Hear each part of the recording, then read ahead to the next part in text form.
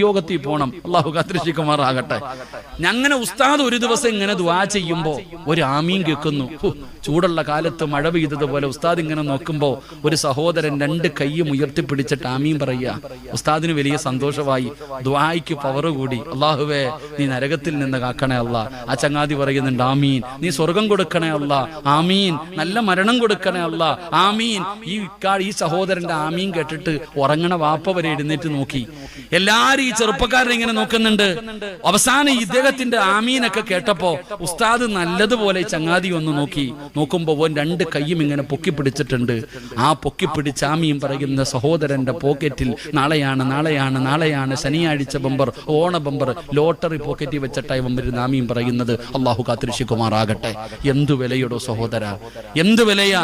നിങ്ങൾ ചിന്തിക്ക്. എടോ, ഉസ്താദന്മാരോട് വന്നിട്ട് ലോട്ടറി വേണോന്ന് ചോദിക്കോ? ഉസ്താദന്മാരോട് ചോദിക്കത്തില്ല. അത് പണ്ട്